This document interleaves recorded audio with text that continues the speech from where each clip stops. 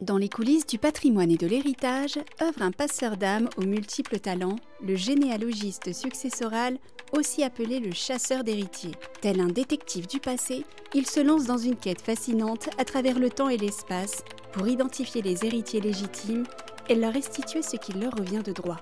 Au cœur de sagas familiales qui traversent parfois les continents et les siècles, il relie les individus à leur histoire, révélant des liens insoupçonnés, des fortunes oubliées et des histoires personnelles émouvantes. Aujourd'hui, nous recevons Damien Gérard, directeur associé du cabinet Couteau-Rorig, avec qui nous plongeons au cœur de cette profession exceptionnelle, où chaque dossier résolu est un voyage dans le temps, une épopée à la croisée des chemins entre passé et présent, entre droit et histoire familiale. Voici son histoire.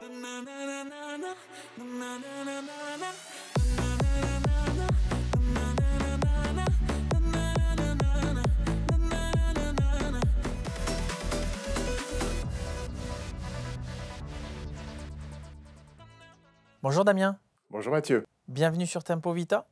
C'est un grand plaisir de t'avoir avec nous aujourd'hui. Merci d'avoir accepté notre invitation. Alors Damien, chez Tempo Vita, on veut connaître celui qui nous parle avant de savoir ce qu'il fait. Damien Gérard, qui es-tu?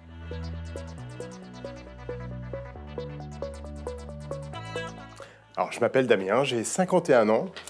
Je suis originaire de la ville du Mans, connue pour les 24 heures. J'ai grandi au Mans, dans la Sarthe, et j'ai fait des études de droit. J'ai un goût pour la vie en général. Je considère que c'est un terrain de jeu formidable. J'aime faire plein de choses. Je fais de la musique, je fais du sport, du footing notamment. J'aime bien les activités artistiques, où j'ai un pseudo qui s'appelle Hannibal. Je suis papa aujourd'hui de 3 grands-enfants qui terminent leurs études. Et j'exerce un métier fabuleux qui est le métier de généalogiste successoral, plus connu chez les journalistes sous le nom de chasseur d'héritiers. Alors pour ceux qui nous écoutent, est-ce que tu peux nous dire ce qu'est un généalogiste successoral ou un chasseur d'héritiers? Alors, qu'est-ce qu'un généalogiste successoral? Alors, un généalogiste successoral, déjà, ça n'est pas un généalogiste familial. Je ne vais pas m'amuser à aller rechercher des ancêtres, c'est un autre métier. Moi, je vais rechercher des héritiers, donc des personnes qui ont vocation à recevoir un patrimoine, lorsqu'une personne décède, qu'elle n'a pas laissé de testament et qu'elle n'a pas laissé de famille connue.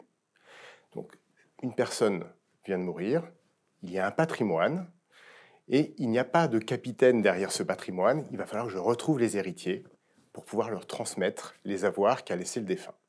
Alors j'aimerais qu'on revienne sur ces appellations chasseur d'héritiers ou généalogiste successoral. D'un côté, on imagine un petit peu le chasseur d'héritiers comme une sorte d'Indiana Jones qui part à l'aventure, et de l'autre, le généalogiste successoral comme quelqu'un qui traque un peu plus minutieusement dans un bureau les registres de naissance ou de décès. Toi, Damien, à quel personnage tu t'identifies le plus? Le chasseur d'héritiers ou le généalogiste successoral? Alors, un généalogiste successoral, finalement, il est au milieu de 3 professions. Il y a d'abord ce petit côté Indiana Jones, ce côté enquête, ce côté policier, puisqu'il va falloir découvrir qui sont les héritiers.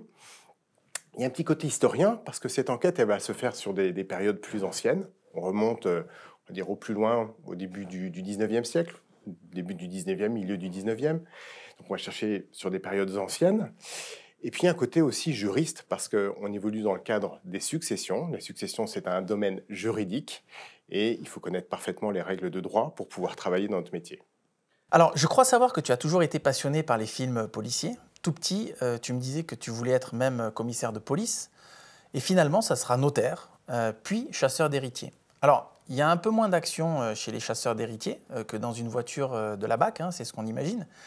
Mais est-ce que tu arrives malgré tout à retrouver l'adrénaline des enquêtes policières dans la recherche d'héritiers? Exactement. J'ai eu la chance de trouver le métier qui m'allait bien.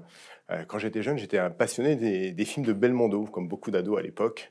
Je regardais Le Professionnel, Le Marginal, tout ça, ça me fascinait. Quand je sortais d'une salle de cinéma, je me disais, c'est le métier qu'il me faut.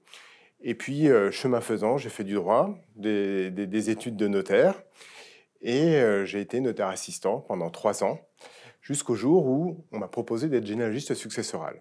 Je ne connaissais pas vraiment ce métier, donc c'était vraiment une profession qui se présentait à moi sans que je la connaisse. Donc je veux dire que je suis rentré dans cette profession par hasard, et j'y suis resté par passion. Alors, commissaire, notaire, chasseur d'héritiers, il y a quand même dans ces métiers une certaine volonté d'aider, enfin c'est ce que je vois, hein, de servir, de se mettre au service des gens. Cet intérêt pour l'autre, pour ton prochain, ça vient d'où? Je ne sais pas, mais c'est vrai que la généalogie, c'est un métier où l'humain est prépondérant. Il y a quelqu'un qui disait au XVIe siècle, je crois que c'était Jean Bodin, qu'il n'y a de richesse que d'hommes. Alors avec le prisme du généalogiste, je dirais qu'il n'y a de richesse que de défunts et d'héritiers, puisque on va découvrir derrière les personnes sur qui on va travailler qu'il y a des richesses infinies. L'homme se décline à l'infini et c'est ce qui fait vraiment la saveur de mon métier. Alors pour ceux qui ne te connaissent pas bien, tu te présentes comme quelqu'un qui te promène dans la trajectoire familiale pour parfois apporter un petit loto. Est-ce que c'est juste de dire que la mort, on verra tout à l'heure que les cimetières et les actes de décès font partie quand même de ton quotidien, mais aussi l'argent, sont compagnons de route du chasseur d'héritiers?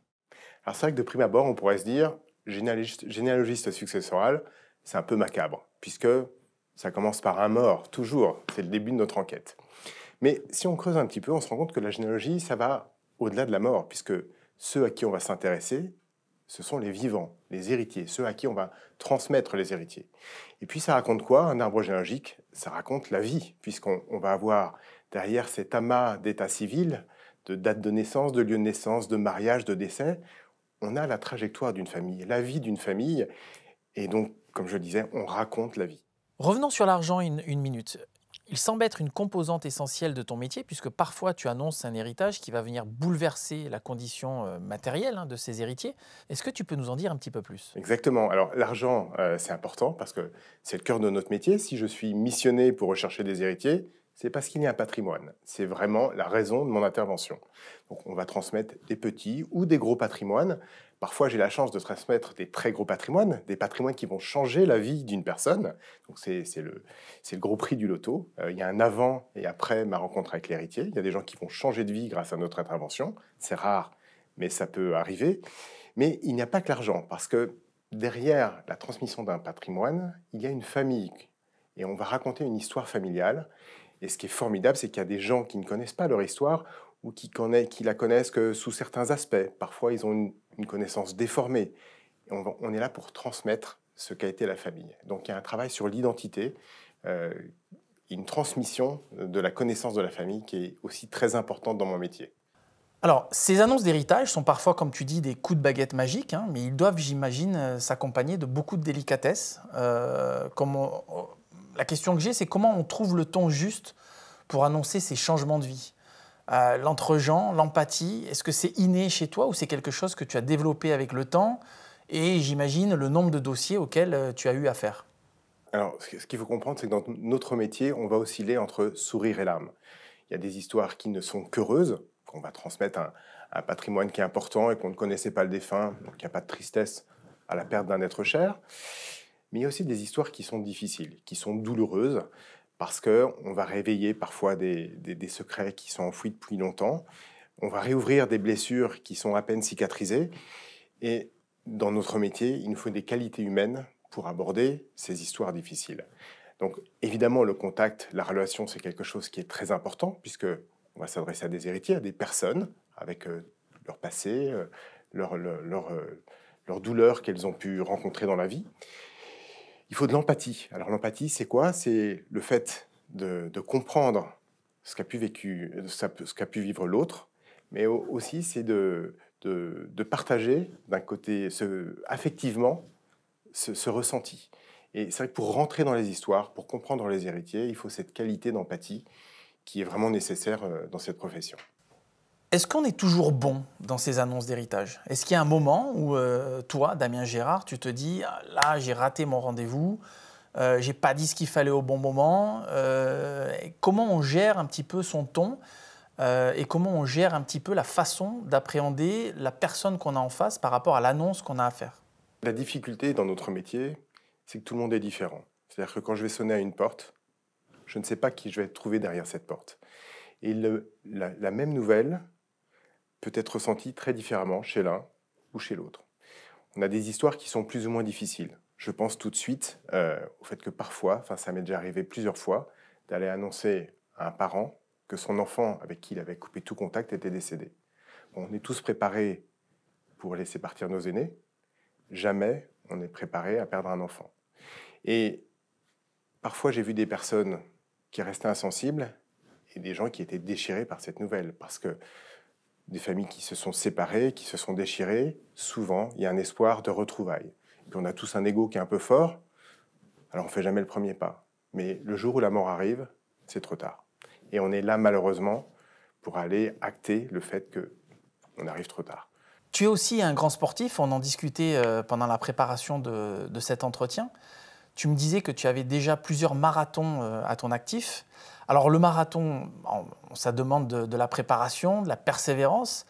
Moi, j'ai ce sentiment quand même, est-ce qu'au final, c'est un peu les mêmes qualités qu'il faut pour tes enquêtes? Alors oui, parce que je crois que dans mon métier, s'il y a une qualité qu'il faut avoir, c'est la pugnacité. C'est-à-dire qu'il ne faut jamais rien lâcher. C'est pas parce qu'à un moment on trébuche, qu'on a un genou à terre, qu'on ne doit pas se relever. Et si je ne peux pas rentrer par la porte, je rentrerai par la fenêtre pour aboutir. Une chose que je déteste, c'est l'échec. Et pourtant, ça fait partie de mon métier. Il y a des dossiers qui se soldent par un échec parce qu'on ne retrouve pas les héritiers. Mais il faut aller jusqu'au bout de ce que l'on peut faire, comme dans un marathon. Un marathon, parfois, au 20e, 30e kilomètre, c'est compliqué. On se dit qu'on va arrêter. Et non, il ne faut pas arrêter parce que c'est 42 kilomètres la fin de l'aventure et ce n'est pas avant. Donc, dans ce métier, on va jusqu'au bout. Ce qui est difficile dans le relationnel, c'est que parfois, on va s'attacher aux gens. Cette carapace, en réalité, elle est théorique. On se dit, on est extérieur, c'est pas notre histoire familiale, mais on ne peut pas rester insensible aux gens. Moi, quand j'ai une personne qui s'effondre en pleurs devant moi, forcément, je suis happé par sa tristesse. Je peux pas rester insensible, hein. C'est quelque chose, et c'est ce qui fait la richesse de mon métier aussi, c'est qu'on vit avec nos héritiers, alors sans doute pas avec la même intensité, mais on vit leur histoire. Il y a des gens avec qui on a plus ou moins de proximité, des gens avec qui on s'attache plus ou moins. Donc, on sort différemment de chacune de nos histoires. Moi, je sais que j'ai toujours en tête quelques histoires, quelques héritiers avec qui j'ai plus partagé, et je reste d'ailleurs en contact avec certains héritiers parce que ils me rappellent régulièrement, et puis j'ai compté dans leur vie parce que j'aurais transmis quelque chose, une partie de leur vie, et ils considèrent que j'ai joué un rôle dans leur vie. Et c'est très gratifiant en tant que professionnel d'avoir servi à quelque chose. Il n'y a pas que l'aspect financier, pas que l'aspect transmission d'un patrimoine. Cet aspect humain aussi est primordial. J'ai pu lire dans un de tes entretiens que tu as le sentiment d'être guidé par ce que tu appelles ta bonne étoile. Cette bonne étoile, parfois, te guiderait même vers la résolution de tes dossiers. Est-ce que tu peux nous en dire plus sur cette bonne étoile? Est-ce que tu fais référence à un sentiment d'avoir de la chance, qu'on a tous de temps en temps? Ou la question que j'ai, c'est est-ce que cette bonne étoile, c'est un petit peu plus mystique que ça? Il y a un côté superstition, sans doute, par rapport à cette bonne étoile. Mais c'est vrai que je pense que dans mon métier, j'ai eu beaucoup de chance. Je crois déjà que le hasard et la chance sont un auxiliaire du généalogiste. Un bon généalogiste est quelqu'un qui a de la chance aussi. Alors j'ai eu de la chance dans mes enquêtes, parce que parfois je pensais que c'était fini. Et puis ce petit détail qui va nous permettre finalement de finaliser le dossier. J'ai eu de la chance aussi dans les dossiers que j'ai eus, parce que j'ai eu des dossiers très sympathiques, où j'ai eu des belles aventures. Chaque dossier est une aventure, hein. C'est une nouvelle histoire, une nouvelle quête. Et quand je regarde tout ce que j'ai pu traiter comme dossier, je suis un généalogiste épanoui. Voilà, je peux dire ça. Je trouve que ton métier a un côté un peu sauveur de la dernière chance. En gros, je résume, hein, c'est un petit peu caricatural, mais si tu ne trouves rien, c'est pas si grave, on aura tout tenté, même le chasseur d'héritiers.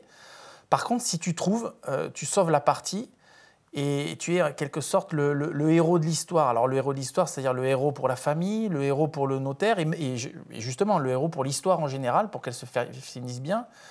Est-ce que quand on est chasseur d'héritiers, on fait le bien aussi pour se faire du bien? Alors forcément, ça contribue à son bonheur personnel de rendre heureux les autres. Je pense que tout le monde le sait, c'est que lorsqu'on évolue dans un environnement heureux, on est soi-même heureux. Alors c'est vrai que le bonheur, finalement, il est assez relatif, parce que l'argent ne fait pas toujours le bonheur. En tout cas, il y contribue, mais ce n'est pas forcément ce qui rend quelqu'un heureux. C'est vrai que d'aller apporter à des personnes qui sont dans une difficulté financière un patrimoine non négligeable, c'est quelque chose qui est très gratifiant. Faut pas oublier non plus que notre métier ne fait pas qu'apporter du bonheur, parce qu'il y a un côté, parfois, transmission d'histoire personnelle qui est difficile. Et c'est là que finalement, je me sens peut-être le plus utile et que j'ai un rôle plus important à jouer. C'est-à-dire qu'il y a un accompagnement de l'héritier. Je pense par exemple à révéler à une personne qui était son papa ou sa maman, quelqu'un qu'il n'a jamais connu. Et moi, j'arrive sur la fin, au moment du décès du papa ou de la maman, pour dire, ben voilà, ton père vient de décéder. Et derrière ça, il y a des blessures qui se réveillent. Ça m'est arrivé plusieurs fois de rencontrer des gens qui, n'ayant pas connu leur père, par exemple, ont été hantés toute leur vie par ce manque. Un papa qui n'a pas été là, ça commence sur la cour de récréation, où les enfants vont se moquer parce qu'ils ont tous un papa et une maman, et puis on est tout seul dans la cour de récréation à ne pas connaître cette famille où le père et la mère sont là. Et puis, c'est des blessures qui se referment difficilement, des gens qui parfois ont une quête dans leur vie de retrouver leur père ou leur mère, qui n'ont pas abouti. Et moi, un jour, je viens sonner à une porte pour dire, voilà, votre papa vient de décéder. Et quand on annonce cette histoire, il y a évidemment cet aspect successoral qui rentre en jeu, mais aussi de savoir qu'est-ce qu'a fait mon papa dans sa vie, qui était-il? Et là, on est très sollicité par les héritiers par rapport à ce qu'on a pu découvrir de cette personne. Alors, pendant la préparation de notre entretien, tu me disais être très sensible à la famille en général, mais plus précisément aux familles qui volent en éclats, aux secrets de famille qui peuvent tout casser. J'ai employé les termes que tu m'as rapportés quand je suis venu te chercher cet après-midi. Alors, toi, tu es père de 3 enfants. Est-ce que parfois, tu te sers de l'expérience acquise au travers de tes dossiers, surtout les plus malheureux, pour protéger justement une certaine unité au sein de ta propre famille? Ou vice-versa, est-ce que c'est ta propre famille qui t'aide à t'immerger dans ces familles le temps d'un dossier? Forcément, les histoires que l'on va traiter traitent d'un sujet qui nous est tous commun, la famille, et ça ne peut pas nous laisser indifférents. Je pense que dans mes dossiers, il y a un effet miroir. C'est-à-dire que quand je vais travailler sur un dossier, que je découvre une vie familiale, la trajectoire de la famille, ça me ramène forcément à ce que moi, je peux vivre. Il y a une chose qui m'a marqué dans mon métier, une question que je me suis souvent posée, c'est comment une famille proche peut-elle s'éclater? Qu'est-ce qui est le fait générateur de cette explosion? Pourquoi, du jour au lendemain, des enfants ne vont plus voir leurs parents? Et il y a une chose que j'ai découvert, c'est que c'est souvent quelque chose qui n'est pas grave, quelque chose de négligeable qui va faire qu'une famille va exploser. Ça peut être un déjeuner familial où on va dire à la maman, ce que tu as préparé, c'est dégueulasse. Et puis ça finit mal, le ton monte, on claque la porte, et puis chacun repart avec son ego qui est un peu fort, et jamais personne ne fera l'effort d'aller voir l'autre pour s'excuser. Et il y a des familles comme ça qui se sont éclatées, et qui n'avaient pas vraiment raison de se séparer, il n'y avait rien de grave. Et moi, dans ma famille, dans mon quotidien, ça m'est arrivé plein de fois de me fâcher avec mes enfants, comme dans toutes les familles, mais avec toujours présent en me disant, attention, il y a un seuil qu'il ne faut pas dépasser, parce que la famille, c'est quelque chose de précieux, et il ne faut pas la sacrifier. S'il y a une chose dont je suis conscient aujourd'hui dans mon métier, c'est que la famille rend heureux, et l'absence de famille peut rendre très malheureux. On le voit au travers des familles qui sont éclatées, le bonheur qu'on peut avoir parfois à faire renouer des fratries, des gens qui ne se sont plus vus parce qu'ils avaient des raisons de plus se voir, ils étaient fâchés, et parfois à l'occasion d'une succession, et ça c'est quelque chose qui est très gratifiant aussi, qui nous rend heureux, c'est de pouvoir rassembler tout le monde. Et le bonheur que l'on a, quand on voit lorsque ces héritiers se rencontrent, ces frères et sœurs, c'est toujours quelque chose de chouette. Alors Damien, tu as participé à une série documentaire sur TF1. Tu comptes je ne sais pas combien de passages sur les médias, France 3, France 5. Pour la préparation de cet entretien, on a regardé un peu tes interventions. Moi, j'ai envie de te demander, cette passion de partager, de transmettre, c'est pourquoi? On se prend au jeu de raconter ou c'est encore le prolongement de ton métier et tu es encore dans la transmission de quelque chose? Il y a plusieurs raisons pour lesquelles j'ai eu du plaisir à transmettre ces histoires. D'abord, c'est pour faire connaître nos métiers. Enfin, notre métier, la profession de généalogiste, qui est méconnue. Très peu de gens connaissent le métier de généalogiste successoral. Alors, pourquoi le faire connaître? C'est parce que quand on va sonner à une porte, beaucoup de gens imaginent que c'est une escroquerie. C'est tellement vrai que le 1er avril, les généalogistes ne travaillent pas, parce que quand vous appelez un héritier le 1er avril, il va vous dire c'est une blague, poisson d'avril. Donc, on ne va pas téléphoner aux héritiers le 1er avril. Donc, le fait de voir à la télé qu'il y a des gens qui recherchent des héritiers pour des héritages en déshérence, ça permet d'avoir de sensibiliser les gens et qu'on ait un meilleur accueil quand on va les chercher.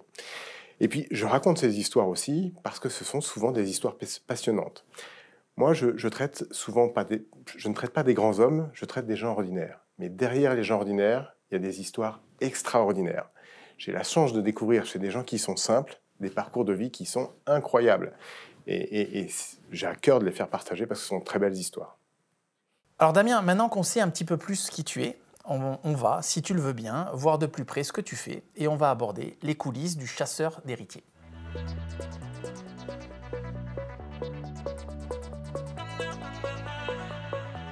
Alors Damien, première question très simple. Comment un dossier démarre-t-il pour toi? Alors un dossier, ça commence par une lettre de mission, puisqu'un généalogiste, pour pouvoir intervenir, a besoin d'être missionné. C'est la loi qui le dit, l'article 36 d'une loi de 2007.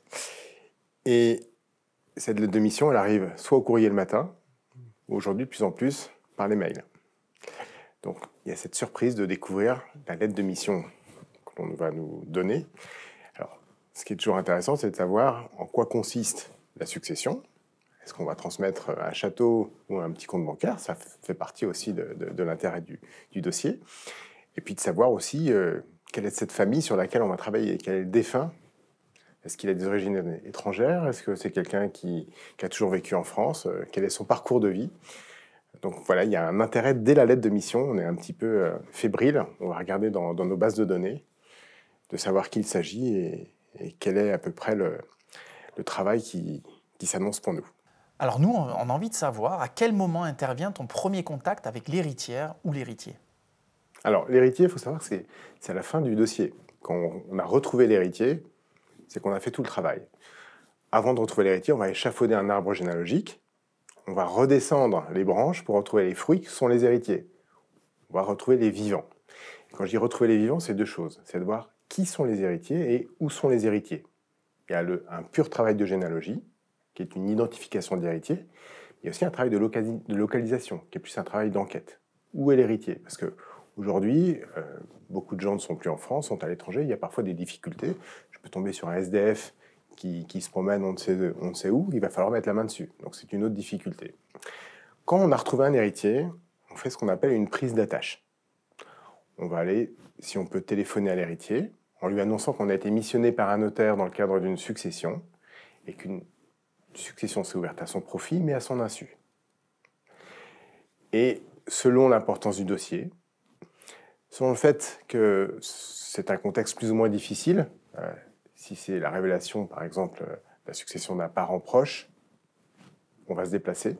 Donc, soit on procède par courrier, soit on va se déplacer au domicile pour rencontrer la personne et lui expliquer notre intervention et l'enjeu pour elle de signer ce contrat de révélation qu'on va lui présenter. Contrat de révélation qui va établir le lien entre le généalogiste et l'héritier et définir notre rémunération. Alors, on parlait de petits lotos tout à l'heure. Moi, j'ai envie de te demander comment on réagit quand on est appelé par un chasseur d'héritiers ou quand on t'ouvre la porte et que tu te présentes. Est-ce qu'en règle générale, les gens y croient ou tu peux avoir de temps en temps, on va dire, quelques claquements de porte avec des gens qui te demandent « Écoutez, monsieur, partez ». Et oui, ça peut arriver et d'une façon générale, les gens sont sceptiques. On n'est pas habitué aujourd'hui à rencontrer des gens qui viennent nous annoncer une nouvelle comme celle que je vais annoncer. Toucher un héritage qui tombe du ciel, ça paraît pas très croyable. Donc les gens sont sceptiques. Alors, pour lever cette suspicion, tout de suite, on va d'abord dire qu'on est missionné par un notaire, ce qui est le cas, et puis on va surtout parler de la famille. Parce que très rapidement, les gens vont se rendre compte qu'on connaît toute leur famille. On connaît papa, maman, les dates de naissance, on connaît les grands-parents, on connaît les frères et sœurs, et là, ça les laisse un petit peu pantois et se disent mais effectivement ça n'a pas l'air d'être une escroquerie puisque on est un petit peu comme un membre de la famille, on sait tout de cette famille sur laquelle on travaille. Et là les gens s'ouvrent généralement et puis bon, on arrive à leur expliquer le sens de notre intervention. Alors on le verra dans une des histoires que tu raconteras tout à l'heure. Dans tes enquêtes, tu ne te cantonnes pas au territoire national. Parfois tu es même envoyé à l'étranger. Comment on fait depuis un bureau parisien ou de province pour enquêter sur quelqu'un qu'on ne connaît pas, dans un pays qu'on ne connaît pas et dans une langue parfois qu'on ne connaît pas non plus? Alors, ce qu'il faut déjà comprendre, c'est qu'un La généalogie aujourd'hui, c'est un travail d'équipe. On ne travaille pas tout seul. Il y a un chef d'orchestre, mais derrière, il y a plein de musiciens qui vont œuvrer pour l'œuvre commune. Les recherches peuvent être extrêmement importantes sur des secteurs très différents. Et il n'est pas possible aujourd'hui qu'un généalogiste qui travaille sur plusieurs dossiers se déplace à la fois au Mans, à Marseille, à Strasbourg, en France, en Angleterre, aux États-Unis. C'est pas rationnel. Donc, il faut pouvoir s'appuyer sur une équipe. Et c'est une œuvre commune, un tableau généalogique. Quand on travaille à l'étranger, c'est plus difficile, pour plusieurs raisons. D'abord, l'organisation administrative n'est pas celle que l'on peut connaître en France. En France, on connaît parfaitement le fonctionnement de l'état civil. À l'étranger, c'est plus compliqué. Rien que l'accès à l'état civil peut être compliqué. Parce que quand un Français se présente dans son service d'état civil à l'étranger, il ne va pas obtenir comme il le souhaite les actes de naissance, de mariage ou de décès. Il nous faut des autorisations ou il nous faut qu'on nous ouvre les portes. Et c'est pour ça qu'on fait appel à des fixeurs qui vont nous permettre de connaître la loi applicable. On évolue dans un environnement juridique. Donc, comment peut-on obtenir les autorisations? Quelles sont les règles qui s'appliquent à ce pays? Et puis qui vont nous permettre concrètement de rentrer en contact avec les services administratifs, de demander les autorisations pour avoir accès à l'état civil, et puis plus tard de rencontrer les personnes.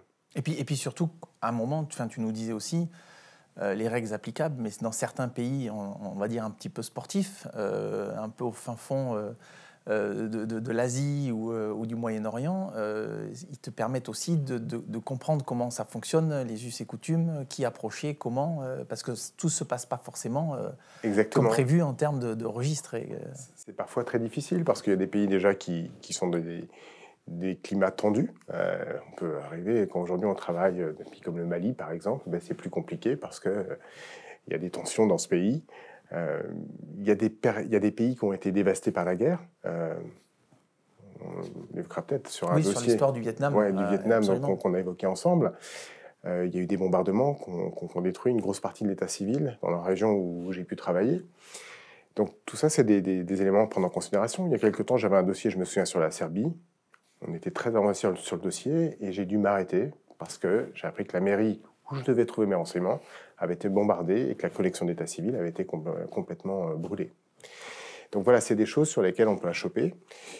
Et c'est pour ça que c'est important de connaître dans notre travail, d'être en relation avec des spécialistes de l'endroit où on va travailler qui vont nous permettre d'avancer efficacement. Alors, il y a une chose qui nous a fait sourire avec Laurent. Tu déclarais que l'annonce d'héritage, parfois, s'apparente à un petit loto pour la personne, mais tu dis que c'est encore mieux qu'un loto parce que les personnes que toi, tu vas retrouver n'ont même pas acheté de ticket. Est-ce que tu peux nous en dire plus? Exactement. Au loto, 100% des gagnants ont tenté leur chance. Dans un héritage, dans un dossier avec un généalogiste, on vient sonner à une porte d'une personne qui n'a rien demandé. C'est-à-dire que du jour au lendemain, elle peut se trouver investie d'un patrimoine non négligeable, alors qu'elle n'a rien fait pour provoquer cet enrichissement. C'est ça qui est assez magique. Quels sont les plus gros patrimoines ou quelles sont les plus grosses sommes que tu as pu annoncer à quelqu'un? Alors, moi, je parlais de ma bonne étoile, j'ai eu la chance d'annoncer un patrimoine à 8 chiffres, donc quelque chose qui a vraiment transformé la vie d'une personne. Mais parfois, sur des patrimoines plus modestes, notamment quand on va découvrir des héritiers à l'étranger qui vivent très, très simplement, très modestement, on peut changer leur vie. Et ça, c'est quelque chose qui est très chouette. Alors, ça peut durer combien de temps, une recherche d'héritier? Est-ce qu'il y a une durée limitée dans tes recherches, dans le temps? Est-ce qu'à un moment, tout s'arrête et on se dit, on a trouvé, on n'a pas trouvé? Est-ce que tu peux nous en dire plus? Il y a des dossiers où on a de la chance, des dossiers où on a moins de chance. Alors, un dossier où j'ai de la chance, ça va être quelques semaines. Un dossier normal, ça va être entre 6 mois et 1 an. Et puis, parfois, ça va au-delà parce que c'est beaucoup plus complexe. Sachant qu'on est un petit peu comme dans un escape game, il y a une règle du jeu, c'est qu'on ne peut pas dépasser un certain délai. Au-delà du délai, c'est fini, c'est ce qu'on appelle le délai de prescription. La loi encadre la possibilité d'hériter dans un délai qui est de 10 ans en France. Voilà. Au-delà de ce délai, c'est terminus obligatoire, c'est l'État qui va avoir vocation à recevoir la totalité de la succession. Alors, on a lu le livre « Chasseur d'héritiers » de Caroline Noguera Flavini. Ce livre évoque quelques-uns de tes dossiers. Et je trouve qu'il retranscrit bien au lecteur et le suspense et parfois la poésie qui accompagne ces recherches d'héritiers. Caroline dira même dans son livre que chacun peut se reconnaître dans ces enquêtes car elles sont au cœur de ce qui nous constitue, la famille, les racines, ce socle qui nous façonne. Est-ce que parmi toutes ces familles que tu as rencontrées, toutes ces énigmes que tu as dû résoudre, est-ce qu'il y en a une qui t'a particulièrement marqué ou façonné? Alors, j'ai connu dans l'absolu un dossier extraordinaire qui est le dossier de Nelly Kaplan, puisque c'était un personnage connu et qui a eu un parcours de vie hors norme. Et la recherche des héritiers a été particulièrement épique. C'était une vraie aventure. J'ai vécu dans un roman. Après, au-delà du côté extraordinaire, j'ai plusieurs rencontres qui m'ont marqué. La rencontre avec des héritiers qui m'ont touché parce que je me suis senti vraiment important dans leur vie. C'est-à-dire que j'aurais transmis une histoire familiale, je les ai accompagnés dans cette transmission, et c'est des personnes avec qui je suis resté en contact. Alors je ne les ai pas tous les jours, hein, ce n'est pas des amis que je côtoie au quotidien, mais c'est des gens... On va souhaiter la bonne année, on va prendre des nouvelles de temps en temps. Tu montres un texto hier envoyé où les gens prennent encore... Je pense à une petite dame qui avait été malheureuse toute sa vie, c'est-à-dire qu'elle avait été malmenée par la vie, elle a eu un mari qui la battait, elle n'avait pas d'argent, elle avait toujours du mal pour joindre les deux bouts. Et un jour, je lui ai amené une succession d'une personne qu'elle ne connaissait pas, elle était cousine au 5e degré, seule et unique héritière. Et il y avait un petit pécule, ce n'était pas une fortune, mais cet héritage lui a permis d'acheter une maison. Elle a acheté une maison à l'âge de 76 ans.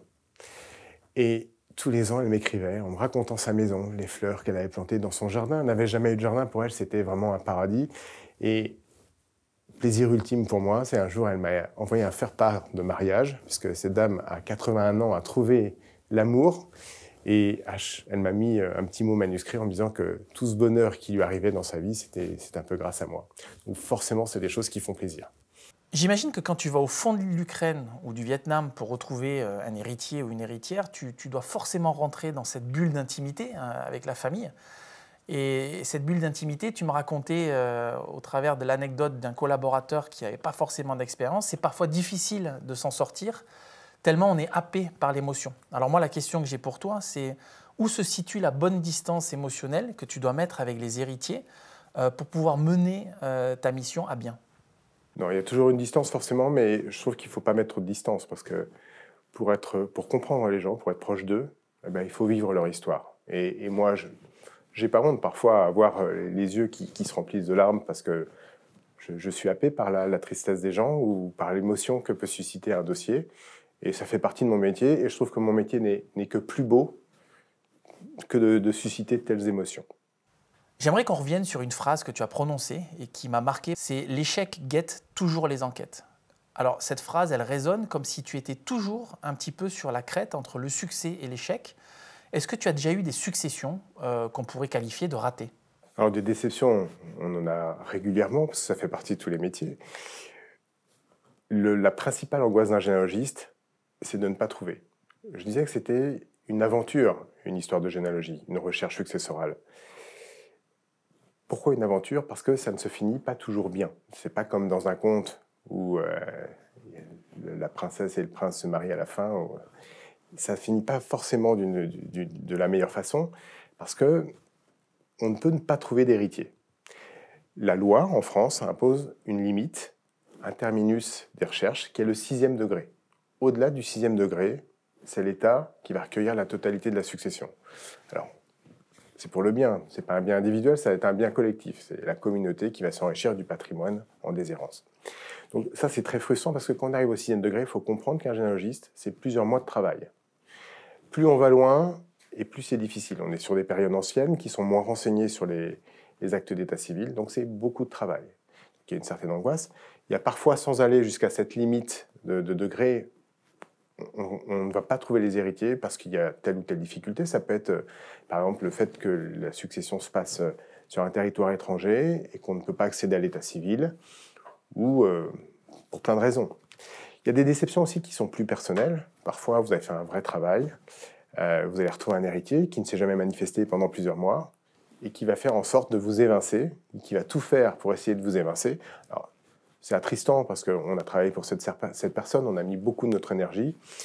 Et puis lui, quand il voit un généalogiste arriver, il va se dire « si je peux me passer du généalogiste, ce sera très bien ». Alors, il y a une réponse judiciaire à ça, mais que ça se termine de cette façon, c'est attristant par rapport au travail qu'on a pu effectuer. Alors, au-delà de l'héritier un peu vindicatif, tu as un grand ennemi dont tu nous parlais hier, c'est le testament surprise. Exactement. Il faut savoir que la loi française est faite de cette façon qu'on ne peut pas aller faire un inventaire au domicile du défunt tant que les héritiers n'ont pas été retrouvés. C'est le préalable. Un notaire, pour faire un inventaire, il doit être requis par les héritiers. Donc, pour aller au domicile, là où peut se trouver le testament, il faut avoir retrouvé tout le monde. Alors, faut relativiser ce propos parce qu'il y a un fichier central de disposition des dernières volontés. C'est un fichier qui est détenu par le notariat, qui est interrogé systématiquement, qui va mentionner les testaments qui sont enregistrés. Mais tous les testaments ne sont pas enregistrés. Ce qu'on appelle un testament holographe, qui est écrit de la main du défunt, daté, signé, il est valable. Et il peut être dans la table de chevet, il peut être dans un tiroir du vaisselier de la cuisine. Et ça, on va le découvrir simplement au moment de l'inventaire. Et comme tout généalogiste, ça m'est arrivé de faire des recherches fastidieuses, d'être allé parfois au bout du monde pour retrouver les héritiers. On arrive, on a un tableau, on est très fiers d'avoir fait ce beau travail. Arrive le jour de l'inventaire, et là, on découvre une petite enveloppe. Ceci est mon testament. Et puis tout est légué, par exemple, à la SPA, à l'Église catholique, ou à la voisine, à la femme de ménage. Tous des gens qui ont des bonnes raisons d'hériter, mais nous, on est forcément déçus, tant pour nous-mêmes que pour nos héritiers, qui, eux, espèrent quand même de cet héritage, se disent que leurs vacances vont être améliorées, qu'ils vont pouvoir construire la véranda de la maison. Donc les gens se projettent tout de suite. On doit leur annoncer que, malheureusement, l'aventure s'arrête là, puisqu'il y a eu un testament qui a prévu autre chose que la dévolution légale. Autre question pour toi, Damien. Est-ce que tu t'es déjà retrouvé dans la situation où quelqu'un avait vent d'une succession et cette personne te présentait un testament qui s'avérait être faux par la suite? Est-ce que cette situation est déjà possible? Et si oui, est-ce que toi, ça t'est déjà arrivé? Alors, c'est vrai que les successions, et d'une façon générale l'argent, suscitent des appétences. Et parfois, il y a des gens qui ne sont pas légitimes pour recevoir de l'argent, qui vont se trouver des raisons pour hériter en faisant un faux testament, des testaments qui apparaissent comme ça du jour au lendemain après le décès. Bon. J'ai eu quelques contentieux, et notamment qui passent par des expertises graphologiques. Les experts graphologues arrivent assez facilement à déceler une fausse écriture. Donc j'ai fait annuler des testaments. J'ai eu un dossier où une personne s'est fait condamner, puisqu'il était clairement établi qu'elle avait fait un faux acte pour pouvoir hériter. Donc c'est des choses qui peuvent arriver. D'une manière générale, il faut dire que notre métier, c'est un observatoire de toute la nature humaine. On rencontre des gens qui sont anormalement très gentils, des gens normaux, et puis il y a des gens aussi qui font preuve d'énormément de malice pour pouvoir toucher quelque chose d'indu. Voilà, ça fait partie de notre métier. Alors pour ceux qui nous écoutent, tu nous disais que parfois la petite histoire de ton dossier était intimement liée à la grande histoire d'un pays, mais aussi d'une région en particulier. Est-ce que tu peux nous en dire plus? Alors c'est extrêmement intéressant parce qu'on se rend compte que, en regardant ce qui s'est passé autrefois, sur des périodes différentes, ce qu'on peut vivre aujourd'hui, que les choses ont vraiment évolué. Une chose que l'on constate, c'est que les mœurs ont vraiment évolué au cours du XXe siècle. Autrefois, il y avait un modèle familial, ce qu'on appelle la famille traditionnelle, un papa, une maman, des enfants. Aujourd'hui, quand on regarde la société, il y a plein de structures familiales qui cohabitent, qui coexistent. À côté de la famille traditionnelle, on a la famille recomposée, on a la famille monoparentale qui prend beaucoup d'importance, ça c'est 21% des structures familiales en France, puis des modèles qui n'existaient pas autrefois comme les familles non cohabitantes, souvent des gens qui sortent d'un divorce difficile, qui trouvent l'amour, mais qui décident de ne pas vivre ensemble. Ils ont une relation affective stable, mais ils ont chacun leur maison. Voilà, c'est des choses qui n'existaient pas. Et on s'adapte aussi à ces structures, hein. Ça fait partie on travaille avec cette matière. Je peux dire aussi que les choses ont évolué par rapport à la sédentarisation qui existait autrefois, qui n'existe plus aujourd'hui.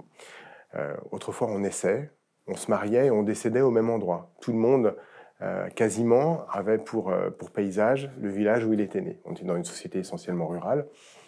Au début du XXe siècle, très peu de personnes bougent. La seule raison pour laquelle on bougeait, c'était le service militaire pour les hommes.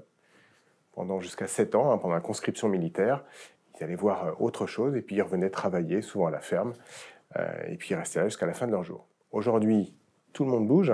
On commence à faire ses études ailleurs que l'endroit où on est né, et puis on va trouver un emploi encore dans une autre ville, parfois même on va changer de pays, et puis on n'hésite pas à changer de métier, là où autrefois, quand on rentrait quand on trouvait un travail, finalement c'est un travail qu'on allait épouser pour toute sa carrière.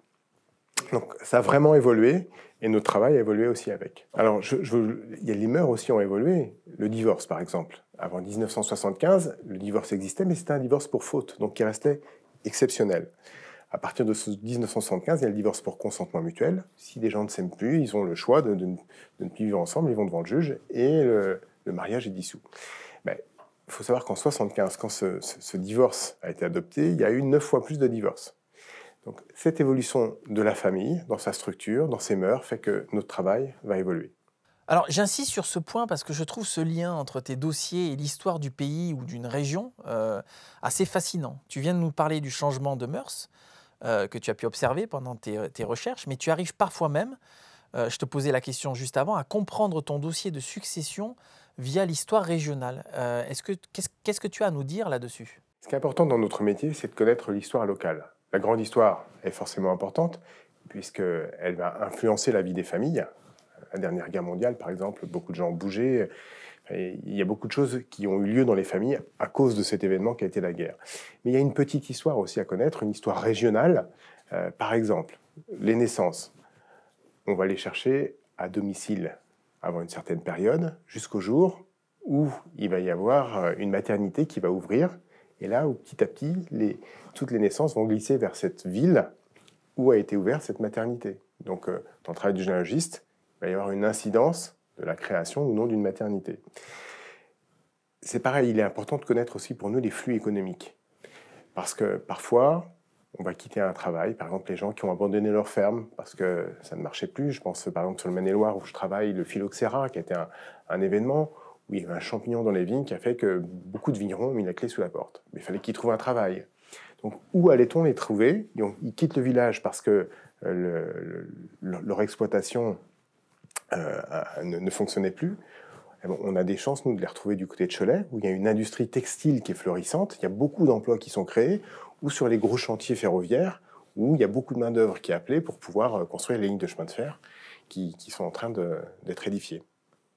Il y a une question qui revient souvent quand on parle autour de nous des chasseurs d'héritiers, c'est comment gagne-t-on sa vie quand on s'appelle Damien Gérard? Alors la question est double, hein. C'est qui te paye? Comment tu gagnes ta vie? Mais c'est aussi, j'ai cru comprendre dans la question de ceux qui nous l'ont posé, est-ce qu'un chasseur d'héritiers gagne bien sa vie aujourd'hui? Alors, comment un généalogiste successoral gagne sa vie? C'est pas une activité gracieuse, puisqu'il faut bien comprendre qu'un généalogiste, c'est une entreprise comme une autre, et on est beaucoup à travailler dans un cabinet. Dans la structure dans laquelle je travaille, ma succursale, on est 15 collaborateurs, donc ça fait du monde. La société dans laquelle je travaille, on est 340, donc il faut gagner de l'argent. Alors, on va gagner de l'argent au travers d'une convention qu'on va proposer à l'héritier qui s'appelle un contrat de révélation de succession. L'économie de ce contrat est la suivante. On va, dans cette convention, proposer à l'héritier de lui révéler la succession dans laquelle il est intéressé. Et si on va jusqu'au bout, si effectivement il touche le patrimoine, en contrepartie, il va s'engager à nous payer des honoraires qui correspondent à un pourcentage de la succession. Quel pourcentage? Alors, c'est un pourcentage qui va varier en fonction du lien de parenté. Ce lien de parenté va refléter généralement le travail que l'on va fournir. Plus le parent est proche, moins nos honoraires sont élevés, et plus il est éloigné, plus nos honoraires seront importants. Concrètement, un cousin au 6e degré va payer plus cher qu'un enfant à qui on va révéler une succession, ou un petit enfant. Alors, en France, on a à peu près 600 000 décès chaque année. Il y a à peu près entre 10 et 12 000 successions qui ont besoin de recherche de la part d'un chasseur d'héritiers. Tu réalises avec ton étude à peu près la moitié d'entre elles, on va dire? Moi, je réalise, c'est plutôt le cabinet Couture-Aurigue, qui est le leader en France dans le monde de la généalogie successorale, leader en Europe aussi, puisqu'on a des succursales un peu partout en Europe, parce que nos recherches s'internationalisent.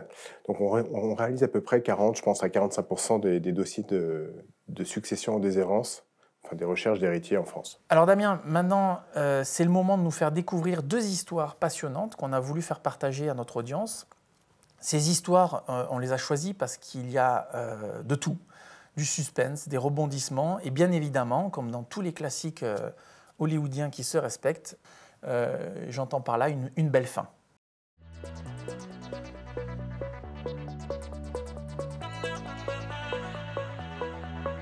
Alors Damien, on va commencer cette série d'histoires que tu vas nous raconter. On va commencer avec l'histoire de Jeanne. Est-ce que tu peux nous la présenter en quelques mots? Alors Jeanne, ça fait partie des belles histoires que j'ai pu connaître dans mon métier. Elle pourrait, je crois, être au panthéon de ma vie professionnelle.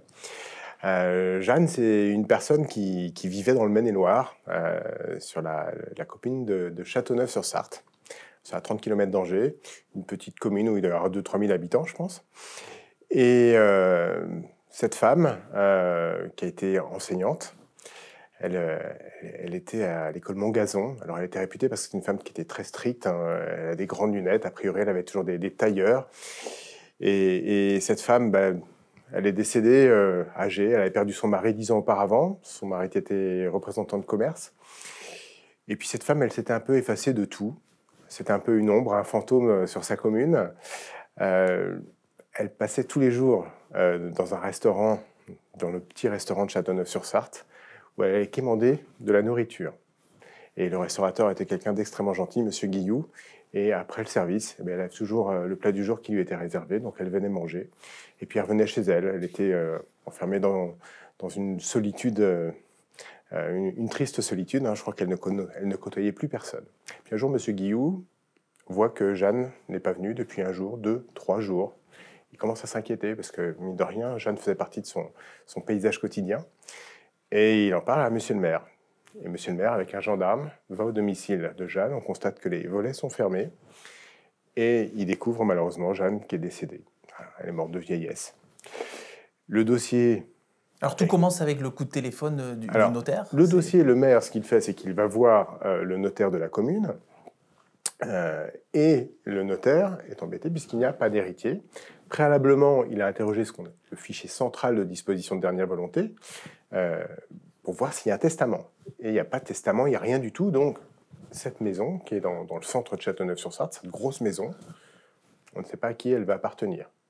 Et c'est là que le généalogiste rentre en scène. Le notaire m'appelle et me dit, voilà, j'ai un dossier à vous confier. Jeanne Lefebvre vient de décéder. Il n'y a personne. Alors la première chose qu'on décide de faire, c'est de faire un inventaire.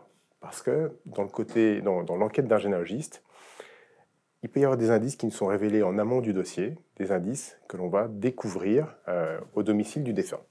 Qui fait cette visite avec toi, Damien? Je crois que tu es toujours accompagné dans ces visites, hein. Tu n'y vas jamais seul. Hein. Alors, c'est un inventaire à titre conservatoire. Sont présents à l'inventaire Monsieur le maire, qui vient nous ouvrir. Le restaurateur, j'avais pris le soin de le rencontrer, puis finalement il nous a accompagnés. C'est un ami un peu de la défunte, enfin un proche en tout cas. Le commissaire-priseur, maître Courtois. Et puis, moi je suis là pour cet inventaire. Donc, il y a toujours un côté un petit peu intrusif dans l'inventaire, puisqu'on va rentrer dans une intimité. On rentre chez Madame Lefebvre, c'est son domicile. On pousse la porte, on nous avait prévenu avant. Il y a un capharnaüm énorme dans la maison. Mais quand j'ai un capharnaüm, c'est une personne qui a la maladie de Diogène. Je ne sais pas si vous connaissez cette maladie. La maladie de Diogène, c'est l'idée de dire que chaque chose que l'on trouve va nous servir, donc on la conserve. Donc ça peut être un bouchon que l'on trouve par terre, on se dit un bouchon ça peut toujours servir, et on le ramène à la maison. Et quand une personne est frappée de la maladie de Diogène, quand on arrive à son domicile, généralement, vous avez 1 mètre de mobilier dans toute la maison. Vous avez du mal à vous frayer un passage pour pouvoir accéder d'une pièce à l'autre. Et c'était le cas chez Madame Lefebvre. Il y avait 1 mètre de mobilier partout. Alors, il y avait une maison délabrée, certes, hein, mais à l'intérieur de laquelle vous avez quand même trouvé, je crois, quelque chose d'inattendu. Est-ce que tu peux nous en dire un petit peu plus? Alors, inventaire incroyable. Moi, avec le notaire, je vais vers le secrétaire où il y a les documents administratifs. On commence à tout éplucher. Première surprise. Je découvre un bordereau de banque où je vois qu'elle a 1 800 000 € sur un compte courant. Pas placé, hein, c'est sur son compte courant. 1 800 000 €, alors qu'elle se faisait servir tous les jours, il faut le rappeler, à repas parce qu'elle n'avait a priori pas assez d'argent pour se nourrir. Et puis elle était enseignante. Donc, elle était enseignante. Voilà. C'est légitime de se demander d'où provenait cet argent. Voilà. Bon, la réponse, on l'a eue assez rapidement, puisque en creusant un petit peu dans les papiers, en regardant tout, on a vu qu'elle avait, quelques années auparavant, même 20 ans auparavant, elle avait touché un héritage conséquent, un héritage parisien, qui lui avait permis justement de pouvoir s'acheter sans doute cette belle maison et de s'acheter des bijoux, parce que il se trouve que le fils du restaurateur avait eu cette Madame Lefebvre à l'école, et il nous a raconté que tous les adolescents fantasmaient sur Madame Lefebvre en se demandant comment elle pouvait avoir d'aussi beaux bijoux. Donc certains pensaient qu'elle avait un mari qui faisait partie de la mafia, il y en a d'autres qui l'imaginaient une famille richissime. Voilà, donc c'est par cet héritage qui était très conséquent, parce qu'elle avait dû hériter d'au moins 2 millions d'euros, je crois, dans la succession, au moins. Alors, cette enquête va durer quelques mois, mais c'est pas fini, parce que pour revenir à l'inventaire, il y a une deuxième surprise, quelque chose qui arrive une seule fois. C'est que le commissaire-priseur, qui a un œil aiguisé dans les inventaires, il regarde un peu partout, parce que lui, son rôle, c'est de dénicher les objets de valeur et de les noter sur son inventaire. À un moment, il voit un sac plastique et il devine un billet qui sort de ce sac plastique. Un sac de course, hein, c'était une sac d'une grande marque de distribution. Il revient avec un sourire dans le salon où j'étais à côté du secrétaire avec le notaire, et il nous amène, il pose ce sac plastique. Il y avait pour 150 000 euros à peu près de billets de banque dans ce sac. C'est quelqu'un qui avait dû s'affoler en se disant que demain ce serait peut-être l'apocalypse et qu'il était de bon ton de sortir des liquidités. Donc, en tout cas, Madame Lefebvre était richissime, contrairement à ce qu'on pouvait envisager. Par contre, je ne trouve pas grand-chose sur... pas d'éléments qui me permettent d'avancer dans ma recherche. Donc, je pars dans cette succession avec 2 handicaps. Madame Lefebvre, en fait, s'appelait Madame Martin. Elle était née Martin, épouse Lefebvre. Et Martin... C'est un cauchemar pour vous. C'est un cauchemar pour les généalogistes. 200 000 naissances dans le XXe siècle, c'est le patronyme le plus répandu en France. Concrètement, lorsqu'on fait une battue d'état civil, c'est plusieurs jours de recherche. Et de surcroît, elle était originaire de Paris. Donc il y a encore plus de Martin à Paris qu'ailleurs. Et Paris, quand on fait une recherche à Paris, il y a un handicap majeur, c'est qu'en 1871, il y a l'état civil qui a brûlé à la suite, dans la semaine sanglante, les communards ont incendié l'hôtel de ville. Et puis en une nuit, c'est 8 millions d'actes qui ont été dévastés, 3 millions ont été reconstitués après, mais ça fait que c'est toujours plus compliqué aujourd'hui de faire une recherche sur Paris qu'ailleurs. Voilà, donc chercher sur des Martins avec ce handicap de Paris, ça augurait d'un dossier qui allait être délicat. Alors, ton enquête va démarrer dans ce qu'on appelle, dans le jargon des chasseurs d'héritiers, un sous-marin. C'est peut-être pas, pour ceux qui nous écoutent, hein, tu vas nous dire ce que c'est, mais c'est peut-être pas la partie la plus palpitante de l'enquête, mais elle est essentielle pour vous. Est-ce que tu peux nous en dire plus? À l'époque, ça commence dans le sous-marin de Paris, donc c'est le dernier étage au-dessus du tribunal sur l'île de la Cité, et c'est là qu'est tout l'état civil, hein, on est au greffe. Aujourd'hui, on ne travaille plus dans le sous-marin, puisque tout a été numérisé, on travaille sur des ordinateurs, donc ça a évolué. Et le sous-marin, c'est un endroit qui était un peu mythique, parce que c'est là où se retrouvaient tous les généalogistes successoraux. Donc pour voir nos confrères, c'est là qu'on retrouvait tout le monde. Donc c'était sous les toits du tribunal, et là, il y a tous les actes d'état civil, les actes de naissance, de mariage, de décès, et on entame une battue d'état civil. Alors c'est quoi une battue? On ne tue personne, hein. Tu peux être assuré.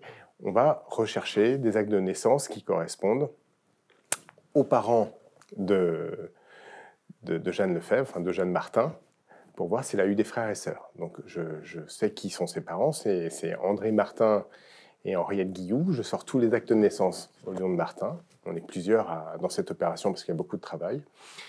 Et puis finalement, à la fin de notre quête, de notre recherche, on découvre que Jeanne a eu 2 sœurs, Raymonde et Simone.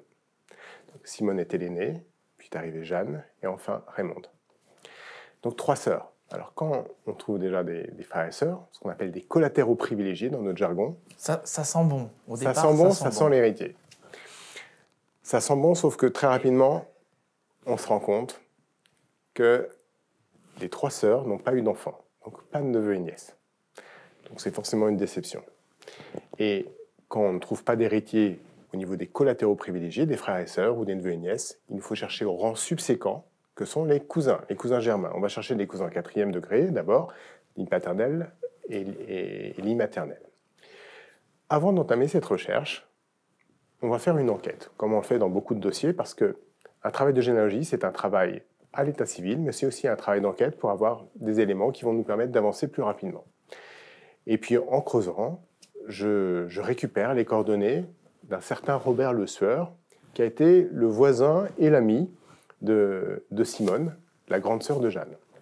Alors, il faut savoir que Simone a épousé un médecin généraliste, elle vivait dans l'Eure-et-Loire.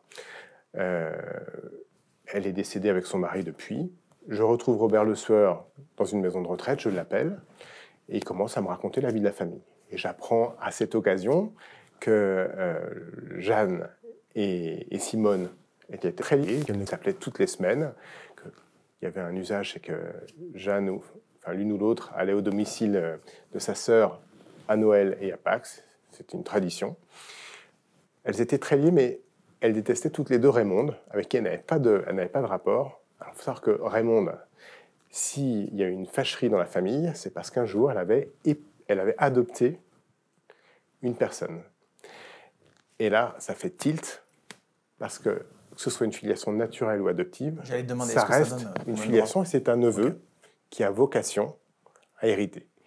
Donc, je sais que la personne qui a été adoptée sera, s'il est encore en vie, l'héritier de Jeanne. Donc, pour moi, c'est une très bonne nouvelle. Donc, je récapitule vite fait pour ceux qui nous écoutent. On a Jeanne sans enfant qui est décédée, qui avait 2 sœurs, Raymonde sans enfant et Simone avec un enfant adoptif, qui est donc le neveu de Jeanne et potentiellement ta cible, c'est-à-dire l'héritier. Exactement. Donc, je sais qu'il y a un fils adoptif, enfin un neveu adoptif, par la filiation adoptive. Et pour le retrouver, il faut que je retrouve le jugement d'adoption, ce que je fais assez rapidement. La question qu'on peut se poser, c'est pourquoi je ne l'avais pas trouvé lors de la battue. Et tout simplement, c'est parce que cette adoption, elle s'est faite très tardivement. Elle a été adoptée, la filiation a eu lieu lorsque Raymonde avait 50 ans à l'époque.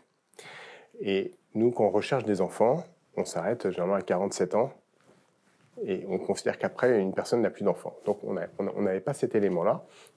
Et c'est pour ça qu'on fait des enquêtes aussi, puisque le témoignage nous permet de rattraper ce type de manquement. Je retrouve le jugement d'adoption et je vois que l'héritier, la personne qui a été adoptée, s'appelle Jacques Beauchois. Et après, il s'appellera Jacques Beauchois-Martin, puisqu'il a été adopté. Je découvre que c'est quelqu'un de l'assistance publique et que sa jeunesse l'a conduit de famille d'accueil en famille d'accueil. Il me faut retrouver aujourd'hui, localiser ce Jacques Beauchois, pour pouvoir lui annoncer cette nouvelle. Il est le seul héritier d'un patrimoine conséquent, donc je n'ai qu'une chose à cœur, c'est de le retrouver le plus rapidement possible. Là, c'est plus compliqué, parce qu'on a des fichiers en interne, et je ne retrouve, depuis les 52 ans de Jacques, qui a aujourd'hui 68 ans, je ne retrouve rien du tout, je ne sais pas où Jacques est parti. Donc il faut que je fasse une enquête, et mon enquête conduit à retrouver la fille qu'il a eue à l'occasion de son premier mariage. Jacques s'est marié 2 fois. Il a eu des enfants dans ces 2 unions. Je retrouve Stéphanie, qui habite à Aurillac. Je l'appelle et... Alors, comment tu retrouves Stéphanie? Alors, par nos fichiers, par des bases de données. On la retrouve assez facilement. Je sais qu'elle réside à Aurillac. J'ai son numéro de téléphone, je l'appelle. Et je la sens très hésitante à me parler au téléphone. Et c'est des choses qui sont normales, puisqu'on ne parle pas à un étranger.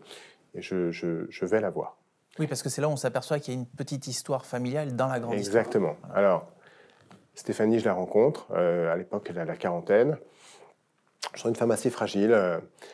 Une femme qui a une vie un peu difficile, ça se sent. Elle est un peu timorée à me parler de sa vie familiale. Et elle lui explique que ses parents se sont séparés à 9 ans. Alors, son papa s'appelle Jacques, mais tout de suite, elle me dit Papou. Parce que voilà, je rentre dans l'intimité familiale. C'est pas Jacques, c'est Papou, son papou. Mais elle a été séparée de son papou à l'âge de 9 ans parce que ses parents ont eu un divorce qui a été très compliqué. Sa maman a eu la garde. Et puis elle voyait que très exceptionnellement son papa, mais qui lui a toujours manqué. Parce qu'elle me dit que son papa est quelqu'un d'exceptionnel, c'est quelqu'un qui est très attachant. Et je lui parle de Raymonde, donc, qui est la sœur de Jeanne. Raymonde qui a adopté son papa. Et je lui demande, est-ce que vous avez connu Raymonde? Elle a dit, ah oui, Tata Raymonde, c'était quelqu'un d'exceptionnel. Qu'est-ce que mon papa a pu faire de choses avec elle? Et elle me raconte cette vie. Alors, j'ai appris pourquoi Raymonde avait adopté Jacques. Tout simplement, ça a commencé dans un chantier de peinture. Jacques, à l'époque, était peintre, un jeune peintre, il a la vingtaine. Et puis un jour, il va au domicile de Raymonde, puisqu'elle est volée repeindre. Ça passe bien entre eux. Puis Raymonde, à la fin du chantier, invite Jacques à prendre l'apéritif, à prendre un pastis. Et puis, ça a été un apéro, 2 apéros, puis il est revenu régulièrement alors qu'il n'y avait plus de chantier prendre l'apéro. Ce sont des gens qui se sont trouvés. Raymond, il se trouve que c'est quelqu'un qui avait un handicap de naissance. Elle claudiquait. Elle avait un problème moteur. Et ce problème moteur l'avait isolée de la vie, si bien qu'elle était toute seule. Elle côtoyait très peu de personnes parce qu'elle se mouvait difficilement. Et Jacques, lui, n'avait jamais eu de parents, par son statut de personne placée à l'assistance publique. Et ils se sont rencontrés tous les deux. Ça a été cette maman qui n'avait pas eu, elle, ça a été le fils qu'elle n'avait jamais eu. Ils ne se sont pas quittés. Ils ont brûlé la chandelle par les deux bouts. Leur truc, c'était le casino, ce que m'a confirmé Stéphanie, la fille de Jacques. Ils aimaient dépenser de l'argent, aller en vacances. Si bien que Raymond est décédé, elle n'avait plus rien du tout. Voilà. Bon, si ça ne me dit pas où est son papa, je lui demande où est son papa, et là, je sens qu'il y a un souci. Elle ne sait plus où est son papa. Ça fait 1 an et demi, 2 ans qu'il n'a pas donné de nouvelles. Aux dernières nouvelles, il était à l'île de la Réunion, parce qu'il lui avait souhaité son anniversaire, mais après, plus rien. En partant de chez elle, j'ai un élément, j'ai son numéro de téléphone. J'ai le numéro de téléphone de Jacques Beauchois, l'héritier, mais je ne sais pas où il est. Je lui laisse 1 message, 2 messages, 3 messages, parce que moi je suis un peu pressé, j'ai mon dossier qui doit se régler, il y a une grosse succession, c'est un dossier important. Et puis c'est important de savoir, c'est 1 message, 2 messages, là le temps passe, on est quand même à Exactement. 1 mois, Il y a le notaire qui m'appelle régulièrement, qui lui a un dossier à régler, avec une maison à gérer. Entre ces coups de téléphone, il y a du temps qui se passe. Exactement. Il y a plusieurs jours, plusieurs semaines, et alors que je ne m'y attends pas du tout, un jour, j'ai un message sur mon portable. Tu me dis quand même que ce dossier-là, un temps, toujours pareil, la fenêtre, la porte, mais un temps, tu te dis qu'il va finir sur la liste noire de tes dossiers. Plus les jours avancent, et plus je me désespère. Parce que je sais que c'est un très beau dossier, et je me dis, alors qu'on a fait tout ce travail, qu'on a réussi à découvrir cet enfant adoptif, la généalogie n'était pas simple, donc j'ai à cœur de le terminer, alors qu'on est si près, eh ben, on n'arrive pas à aboutir, on n'arrive pas à finaliser le dossier. Et puis un jour, contre toute attente, je sors d'un rendez-vous, je vois que j'ai un message d'un numéro inconnu, je ne connais pas ce numéro, sauf c'est le numéro de Jacques. Il me laisse un message en me disant qu'il faut que je le rappelle, qu'il va repartir sur Madagascar et qu'il reste 1 semaine à La Réunion. Donc j'ai ce monsieur au téléphone et je lui explique ma démarche, pourquoi je l'ai appelé. Je lui dis qu'il y a une succession dans laquelle il est intéressé que j'ai à lui révéler. Il me dit, écoutez, moi monsieur, j'ai jamais eu de famille, j'attends rien de personne et je sens qu'il va me lâcher là. Et je me dis, il ne faut surtout pas que je lâche. Je lui dis, écoutez, monsieur Beauchois, ce que je vous propose, c'est de venir vous voir. Je vais tout vous expliquer. Alors, il est surpris parce que j'habite en France, il est à Madagascar. Il me dit, vous n'allez pas vous déplacer à Madagascar? Je lui dis, si, ça fait partie de mon métier, je me déplace souvent. Je pense que c'est une blague. Et quand même, avant de raccrocher, je lui fixe une date, je regarde sur mon agenda, je lui dis, je vais venir vous voir sur cette période-là, sur ces dates-là. Donc, soyez à votre domicile, je vais passer chez vous. Et c'est parti. Je prends mon billet d'avion pour Madagascar, je pars à l'aventure, parce que je ne sais pas trop où je vais. C'est à Tamatave, donc à la côte est de Madagascar. Et puis j'arrive là-bas. Je n'ai comme seule adresse qu'un quartier. Je n'ai pas de numéro, donc c'est pas comme en France. Hein. On ne met pas Google Maps et puis on arrive chez la personne. Là, j'arrive dans le quartier. Donc c'est un taxi qui me conduit de l'aéroport. Et quand on arrive dans le quartier, le taxi, qui est habitué visiblement à ce type de situation, interpelle 2 ou 3 personnes. Et très rapidement, il me conduit devant chez Jacques Beauchois. J'arrive donc à la fin de mon aventure, puisque là, je vais sonner chez mon héritier. Qu'est-ce qu'on ressent quand on est devant une porte, prêt à annoncer un héritier sur lequel on a enquêté des mois entiers? Dans quel état d'esprit tu es? On est fébrile et on est un peu euphorique, puisqu'on se dit qu'on va y arriver. Et puis, moi, j'avais envie de découvrir qui était ce Jacques Beauchois, parce que j'en avais entendu parler par sa fille. On me l'avait dépeint comme quelqu'un de très chaleureux, très rieur, très sympathique, mais je ne savais pas qui il était. Il y a des enjeux aussi financiers qui sont importants pour nous, parce que c'est un très, très beau dossier. Donc, il faut le finaliser. Donc là, je suis devant la porte.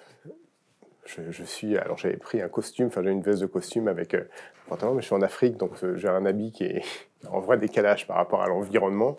Le marché est juste à côté de moi. Tout le monde me regarde un petit peu bizarrement. Et puis là, je vais frapper à la porte de Jacques. Il m'ouvre la porte, et là, il est très surpris de me voir, parce que je lui dis, je suis Damien Gérard, j'avais dit que je passerais. Alors là, il est surpris. Il dit, rentrez, il ne s'attend pas du tout à me voir. Et puis, je découvre ce personnage qui est très solaire, ce qu'on m'avait décrit, hein, et c'est tout de suite, il y a quelque chose de fort entre nous. Hein. Il a envie d'être mon ami, j'ai envie d'être son ami. Et puis, on passe dans la cuisine, et puis je lui raconte pourquoi je suis là. Je lui dis, je vais vous parler de Jeanne. Et il ne voit pas du tout qui est Jeanne. Je dis, ben, c'est la sœur de Raymond. Et là, il commence à me dire, ah, ouais, je vois, mais je vois qu'il y a une certaine distance, qu'il y a un problème avec Jeanne. Il me raconte cette histoire qui fait qu'il n'a jamais été accepté dans sa famille adoptive. C'est-à-dire que Raymond, qui était considérée comme une marginale, elle était un peu désinvolte, ses sœurs ne l'aimaient pas. Il était un peu à l'origine de la fâcherie entre les Exactement. sœurs, c'est ça? Et ses sœurs n'avaient jamais voulu le rencontrer parce qu'ils considéraient que lui, qui était un simple peintre en bâtiment, n'avait rien à faire dans leur famille. Il me raconte cette anecdote que j'ai trouvée très touchante. C'est que le jour des obsèques, quand Raymond, qui était sa mère adoptive, est décédé, lui est arrivé un petit peu avant à l'église, il s'était assis au premier rang, avant que tout le monde n'arrive. Et là, à un moment, il y a une dame qui vient le voir. Et a priori, c'était Jeanne ou Simone, il ne savait plus. Et qui lui dit, « Monsieur, on n'a rien contre vous, mais vous n'êtes pas de la famille, alors est-ce que vous pourrez aller sur des rangs derrière, les premiers rangs étant réservés à la famille ?» Alors lui, il arrive dans une famille qui est un peu bourgeoise, il n'ose rien dire, il va s'installer derrière, et il n'est même pas invité à la collation après les obsèques. Il part, il ne veut pas faire d'histoire, et c'est le seul rapport physique qu'il aura avec Jeanne et Simone, Jeanne, la femme dont il va hériter aujourd'hui. Donc il me raconte cette anecdote, et puis ben, moi je lui révèle qu'il a vocation à hériter dans la succession de Jeanne, et qu'il est le seul héritier. Alors là, il n'en revient pas. Je lui laisse la surprise du montant, parce que j'évoque qu'il y a de l'argent dans la succession, mais je ne lui dis pas combien, je lui dis écoutez, on verra ça ce soir, je vous propose qu'on dîne tous ensemble. Donc il y a lui, sa femme, et puis il y a toute la famille de sa femme qui est là, des gens originaires de Madagascar. Et en attendant, on va se promener l'après-midi, il m'emmène à la plage, à Tamatave, et on découvre le coin. Et on arrive ce soir, le soir, au restaurant, le beau restaurant de Tamatave. Je crois qu'on est 17 à table, puisqu'il a profité de l'occasion pour inviter les frères et sœurs, les parents, les neveux et nièces, il y a tout le monde. Donc, tous d'origine africaine, sauf moi et Jacques. Alors, Jacques me raconte qu'il est venu à Madagascar parce qu'il avait 600 € de retraite et que vivre avec 600 € en France, c'était compliqué. Alors que là, bah, c'est du bonheur, il a une famille qui s'occupe de lui. Il me raconte qu'il a une vie difficile aussi parce qu'il s'est marié 2 fois, 2 mariages qui ont mal fini. Et puis même avant, de l'assistance publique, de foyer voilà. en c'est famille. Quelqu'un qui a été bousculé par la vie un peu. Cabossé. Cabossé. Il admet qu'avec ses enfants, il n'a pas eu un rôle de père idéal, parce que bah, c'est vrai qu'il n'a pas beaucoup vu ses enfants, il s'en est pas beaucoup occupé, mais il y a du regret. Il aime profondément ses enfants, mais il n'a pas pu leur exprimer toute l'affection qu'il aurait voulu leur témoigner. Donc on se retrouve à l'occasion de ce repas, c'est la fête. Hein. Donc on est en Afrique, hein, donc tout le monde rit, c'est vraiment une ambiance festive. Donc on découvre, là j'ai un plat avec du manioc, je ne sais plus ce que c'est une spécialité locale. Et puis arrive, je vais faire attendre le dessert, et je dis à Jacques, il faut que je vous parle aussi de ce que vous allez toucher. Et lui a cette décence, ou en tout cas, c'est un sujet qu'il aurait pu évoquer avant, comme le font beaucoup d'héritiers, parce que souvent la première question c'est combien. Et là, Jacques ne me dit rien. Il ne me parle pas du montant, il ne me dit pas qu'est-ce que je vais avoir. Donc c'est moi qui évoque le sujet. Je lui dis, ben voilà, il faut que je dise combien vous allez toucher. Et je n'ai pas forcément envie que toute sa famille soit au courant. Donc j'ai une petite feuille de papier où je vais lui écrire le montant qu'il va toucher quand la succession sera réglée, approximativement. Donc c'est une succession où il n'y a pas loin de 2 millions d'euros, il y a un peu plus. Il y a des impôts à payer, mais ça fait une somme quand même, au reste, c'est de chiffres. Et là, tout s'arrête. Il y a un énorme silence, Jacques qui anime un peu la soirée, qui est là, qui parle beaucoup, qui est volubile. Et là, il y a du silence et je vois les yeux de Jacques qui se remplissent de... Tu vois, ça, je suis encore ému parce que c'était un moment fort, qui se remplissent de larmes. Et il me dit, Damien, moi, j'ai jamais eu de chance dans la vie. Enfin, personne ne m'a tendu la main. Ça m'est jamais arrivé, ce genre de choses. Et là, c'est quelque chose de fort parce qu'il se rend compte que il va toucher un héritage qui est important, qui va changer sa vie. Et on discute très rapidement de ce qu'il va faire de ce patrimoine. Et Jacques me dit, pour moi, c'est l'occasion de me rattraper. Il me dit, la première chose que je vais faire, c'est que je vais envoyer un billet d'avion à mes enfants, puis je vais leur donner de l'argent pour qu'ils ne vivent pas ce que moi j'ai vécu. Et donc, ça se termine très bien et il est très heureux. Il m'avouera le lendemain, quand je le revois, qu'il s'est demandé si c'était pas une caméra cachée, un jeu, où on a lui annoncé voilà, c'était une blague et si on se jouait pas de lui. Il y a pensé toute la soirée en rentrant chez lui. Et puis bon, après, on a discuté, il a vu que c'était réel. Et je l'ai revu 2 ans après. J'étais au Mans. Un jour, il m'appelle sur mon portable. Il me dit, voilà Damien, je suis en France. Et j'aimerais aller me recueillir sur la tombe de Jeanne. Ma mère adoptive ne l'aimait pas beaucoup, mais cette nouvelle vie que j'ai, c'est grâce à elle. Et c'est la moindre des choses que d'aller me recueillir. Donc, je l'ai amené au cimetière d'Angers où elle était enterrée. Et j'ai redîné ce soir-là avec lui. Et c'était un moment qui était très agréable.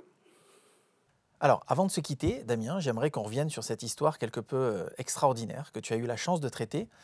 On va parler de cette fameuse succession à 8 chiffres, comme tu nous disais tout à l'heure. Et là, pour le coup, tu vas nous raconter une véritable chasse au trésor. Je te propose de nous raconter l'histoire de la succession de Nelly Kaplan.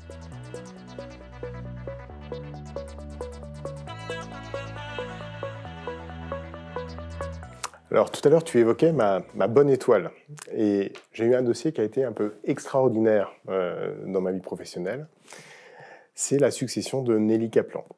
Parce que c'est un dossier, finalement, qui va concentrer le meilleur sur tous les aspects d'une succession, que ce soit de la personnalité du défunt, la personnalité des héritières, le chemin qu'il a fallu parcourir pour retrouver les héritiers, avec des recherches à l'étranger qui étaient compliquées. Donc c'était vraiment un très beau dossier. Et pour qu'on ait le tout, c'est une personne qui a laissé un patrimoine un peu hors norme, dans un contexte un peu hors norme, que je vais avoir plaisir à te raconter. Mais ça a été pour moi le dossier de ma carrière. Alors, qui était Nelly Kaplan? Je pense que pour toi comme moi, c'est un nom qui évoque pas grand-chose. Tu demandes à tes parents, forcément, ça leur dira quelque chose, parce que c'est une dame qui a été connue. Elle a fini sa vie aux grosses têtes, donc elle avait un peu de bagou et elle était suffisamment connue pour être aux grosses têtes. Et surtout, son succès, elle l'a eu en tant que réalisatrice de cinéma. Elle a fait un film qui s'appelait La fiancée du pirate,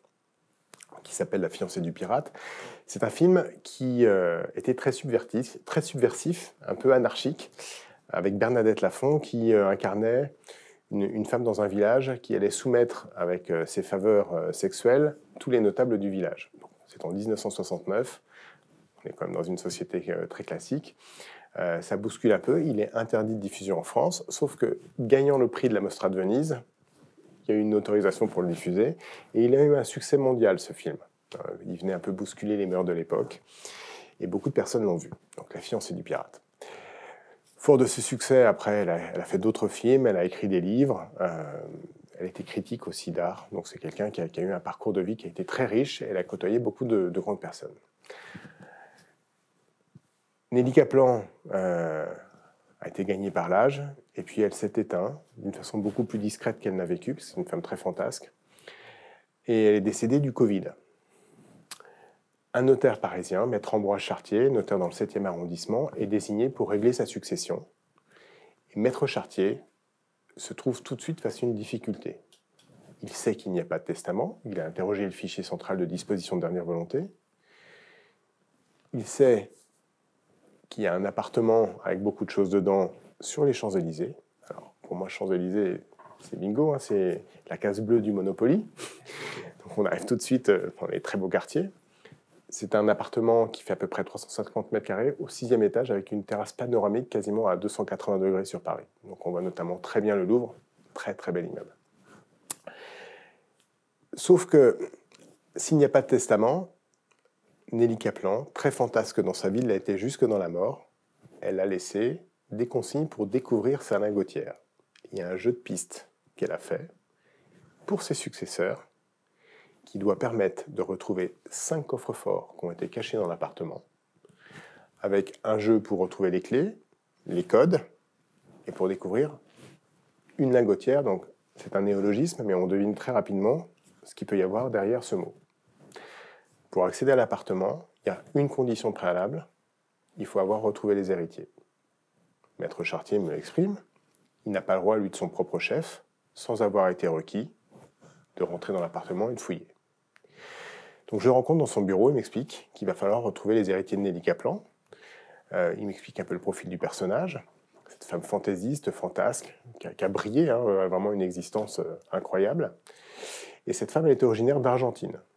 J'apprends qu'à 20 ans, éprise de liberté, elle quitte un pays où règne la dictature pour gagner la France, qui est pour elle le pays de la liberté. Donc un matin, elle fait sa valise, elle monte sur un cargo, elle se retrouve à Paris, et elle commence sa vie en France dans une chambre de bonne avec un transistor pour apprendre le français. Et 15 jours après, elle considère qu'elle connaît suffisamment le français, elle est suffisamment armée pour affronter sa nouvelle vie. Et comme elle aime beaucoup le cinéma français, elle était dans les salles obscures en Argentine pour découvrir les films français, le cinéma français qui avait une grande place à l'époque, même mondialement. Et elle va frapper à la porte de la Cinémathèque en France, où là, le directeur voit une femme qui est éperdument belle, qui est très intelligente, qui est brillante, et il se dit moi, je l'embauche tout de suite. Et puis après, elle a fait son chemin, elle a rencontré Abel Gance, qui est un des maîtres du cinéma français. Elle a été son légataire universel. Elle va vivre après 10 ans avec André Breton. J'ai retrouvé à son domicile des dédicaces d'amour qui étaient très fortes. Elle a épousé sur la fin de sa vie Claude Makowski, qui est un autre réalisateur. Et entre-temps, elle a travaillé pour Picasso, pour Dali, pour Marguerite Yourcenar. Enfin, elle a fait des scénarios de films. Donc elle a vraiment eu une existence faste.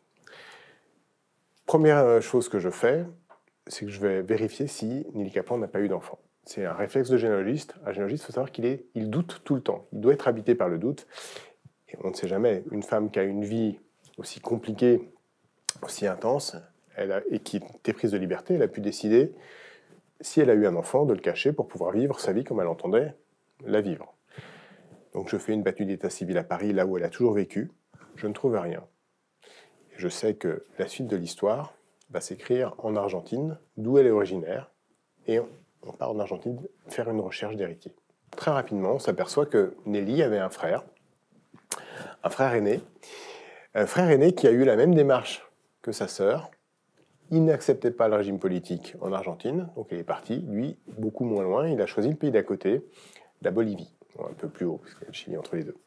Donc il part en Bolivie, où je découvre qu'il a eu une fille qui est née là-bas, à La Paz, pour ensuite repartir, lui, au Mexique.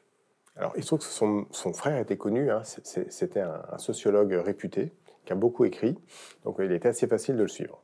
Je le retrouve au Mexique, où il a une autre fille. Donc, il a une fille qui s'appelle Luciana, qui naît en Bolivie, une fille Maria, qui naît au Mexique. Il décède au Mexique.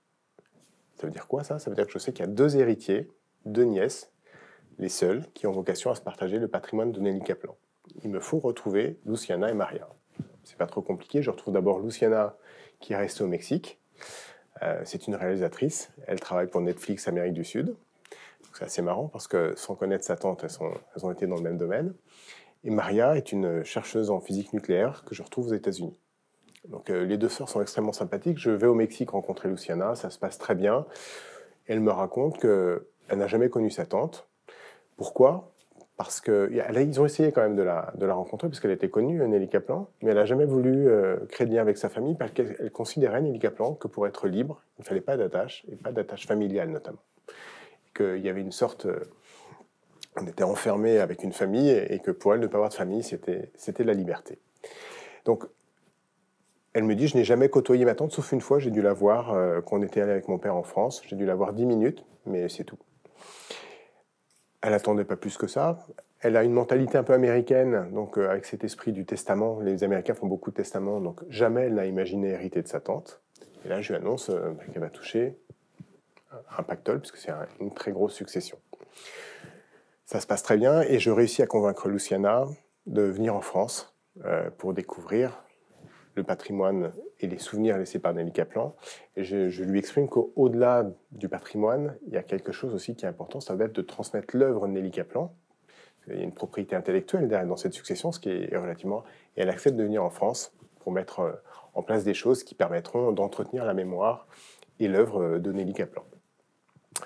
Donc ça, c'est la première étape. Donc je suis très heureux un jour d'arriver dans le 7e arrondissement chez Maître Chartier, de déployer mon tableau. Là, sur mon tableau, j'ai 2 héritières, j'ai leur pouvoir. On va pouvoir commencer le règlement de la succession et rentrer vraiment dans l'aventure. Je vais rentrer dans une aventure du Club des 5 pour aller découvrir la lingotière, aller chercher les coffres-forts, trouver les clés, les numéros de code. Donc c'est un escape game que je m'apprête à faire en arrivant au 6e étage du 34 avenue des Champs-Élysées.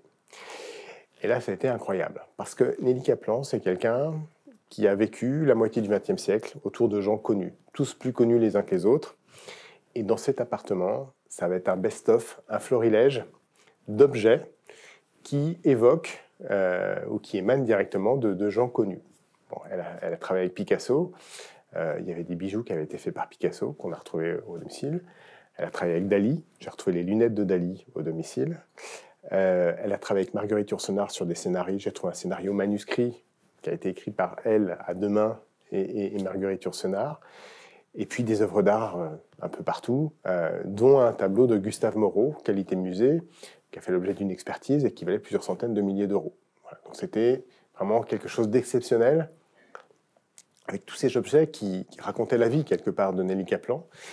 Et c'est la première fois dans un dossier que j'ai partagé autant avec une défunte au travers des écrits qu'elle a laissés. Parce que Nelly Kaplan était quelqu'un, c'est une écrivaine, elle écrivait tout. De ses humeurs chaque jour, de ce qu'elle allait ressentir à l'égard de sa femme de ménage qu'elle ne supportait plus. Donc des détails de la vie, mais toujours très joliment racontés, de ses sentiments profonds à l'égard de son conjoint ou des amours successifs qu'elle a eu dans sa vie, puisque j'ai retrouvé plein de traces, toute sa vie amoureuse était dans cet appartement. Donc c'était très très émouvant, puisque j'ai passé beaucoup de temps dans ce dossier. Et quand je suis sorti de cette affaire, parce que je peux parler d'affaire Kaplan, j'avais une intimité, enfin une proximité avec ma défunte que je n'ai jamais eue dans aucun autre dossier. Et puis, il faut que j'évoque cette chasse au trésor, puisque c'est une chasse au trésor qui a été la découverte des coffres. Alors, il y avait des cachettes très subtiles qui avaient été trouvées pour cacher les coffres. Donc, c'est des coffres qui étaient cachés dans des doubles placards, voilà, un peu partout. On a retrouvé les clés. Il y a un coffre pour lequel on n'a pas trouvé les clés, on a dû faire intervenir un perceur de coffre, qui a mis quand même 24 heures pour percer le coffre. Et à chaque fois, il y avait des lingots et des pièces d'or. 80 lingots d'or au final dans la succession. Donc, quelque chose de très important.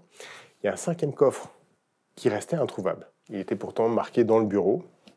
Et on ne le trouvait pas parce qu'on s'était trompé de pièce. Pourtant, il y avait on nous disait qu'il fallait partir de telle rangée de la bibliothèque pour descendre, appuyer à tel endroit, mais ça ne marchait pas. On s'est dit, finalement, c'est un coffre qui, avant son décès, avait dû être enlevé ou utilisé autre chose. Enfin bref, il n'y avait plus de coffre. Et pendant l'inventaire, à un moment, il y a la carte de notaire qui s'appuie sur la bibliothèque. Et là, elle a dû enclencher un mécanisme. On a entendu un clac mécanique dans la pièce. Donc tout le monde s'est retourné. Et on a vu que le bord de la bibliothèque s'était avancé de 5 cm. On a tiré sur le bord de la bibliothèque. Et derrière, dans le mur, il y avait un trou avec le dernier coffre qui nous restait à ouvrir. Et dedans, le coffre, il y avait des lingots et des pièces d'or. Donc on avait trouvé tous les coffres. Qu'est-ce qu'on allait faire de tous ces objets ? Le soir, on a dû appeler un camion de la Brinks pour venir chercher tout le butin, parce que c'était un véritable trésor qu'on avait trouvé. Première fois que ça m'arrivait dans ma vie de généalogiste. Donc, sur les Champs-Élysées, c'était amusant, parce que faut s'imaginer le trottoir des Champs-Élysées qui est assez large, des hommes en armes qui mettent la main sur le holster, prêt à dégainer le temps qu'on passe tous les tableaux, tous les objets dans le camion. C'est très amusant, très décalé. J'avais un peu l'impression d'être dans un film policier. C'était une véritable aventure. Et puis, pour honorer aussi Nelly Kaplan, on a organisé une vente autour de Nelly Kaplan, à Drouot, qui est la grande salle des ventes de Paris. Et ça a été un vrai succès, il y avait du monde. Et puis, il y a beaucoup de gens qui ont été amoureux, quelque part, peut-être secrètement, de Nelly Kaplan, parce que c'est une très belle femme. Elle incarnait la beauté, un peu, cette femme. Et puis, ce caractère si fort, si fantasque. Il y a beaucoup de gens qui sont allés acheter des souvenirs, et puis d'autres qui ont acheté des choses plus conséquentes. Un très beau dossier. Alors, on arrive presque à la fin de notre entretien. Et avant qu'on se quitte, on a l'habitude de poser 2 questions à nos invités. C'est l'heure de la dernière séquence.